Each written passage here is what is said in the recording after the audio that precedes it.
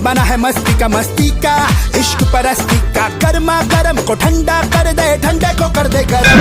जब बाबा जी का घंटा बजे है टन टन, जब बानी हम बड़ी परेशानी में, सुतेला भतार खरिहानी में। अरे बाड़ी हम बड़े परेशानी में, रड़ुआ रगैली जवानी में।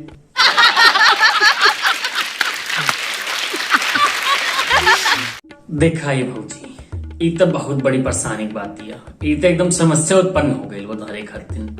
लेकिन एक उपाय बा हमने लगे, कहत कहीं अगर तू कहतू तो हम तोहरे लगा चली होती और तोहके तोहरे भतरा वाला प्यार दे देती। नहीं का करे जा, का हाल बा, ठीक बा?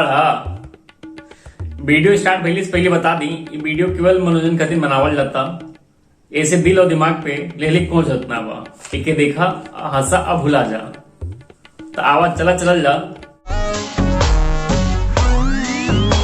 माई लव ई होला असली प्यार।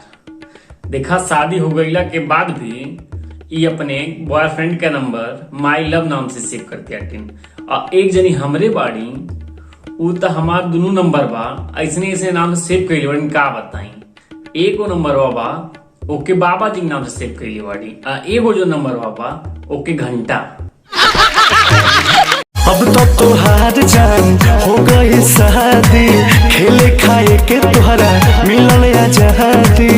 देखा ये अंकुश बाबू, एगो बात बताई, शादी भइला के बाद खेले खाए के नहीं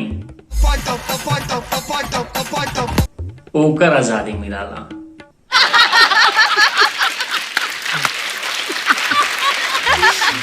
कोनो यार से प्यार के मोहर तू मरवैले रहू की ना, पियावा के कसम सच बोल रानी। प्यार के मोहर मतलब घपा घप न।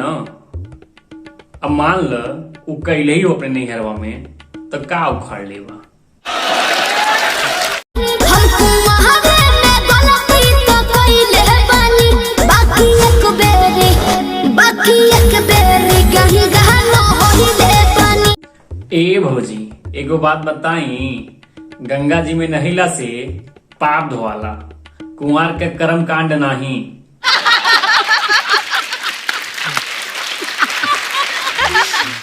घड़ी उठा के जब हुमा चलुए जा, दोनों है डलाई तहिले।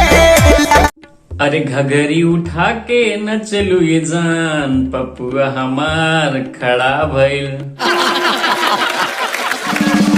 ठुमका लगा के जब ना चलुए जा, दोनों है डलाई तहिले। अरे जब अपन हेडलाइटिया सबसे पकड़वाई हैं तो हिली नहीं। बोलो कितना के बारू करैले टराई, तुहरा पोखरा के यारी यारी लागल बकाई। एलसी परवीन बाबू, तू सही में एलसीए रहेला। एलसी मतलब समझत बटा, लड़चट। काहे कि जोन पोखरवा के आरी रही तू देखला है ना, उ काई ना रहल, उ सेवार रहल। और कबो गलती से पोखरम नहाए ना जइहा, नहीं तो वही सेवरवा में अजुरा के मर जाइबा। सही है हम कुआरे में कुआं खोदवाइले बानी, ओही कुआं में यार के नहवाइले बानी। कुआं? ये भौजी, तब तो हरे कुआं में से निकलल कैसी हो?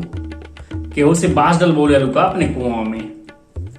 अरे मतलब बांस वाला सीढ़ी नहीं।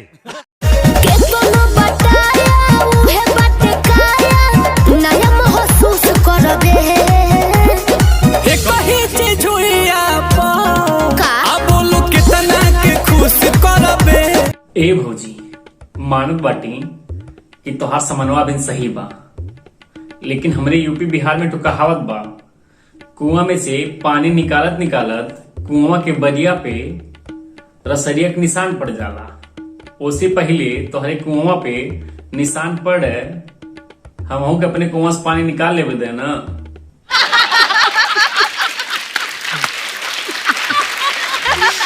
बस भाई लोग, आज के लिए इतना रहा। अगर वीडियो पसंद आए लोग तो लाइक शेयर और कमेंट करके जरूर बताइए। मिल लिए अगला वीडियो में, तब तक के लिए नमस्कार। खत्म। Bye bye, tata, good bye, गया।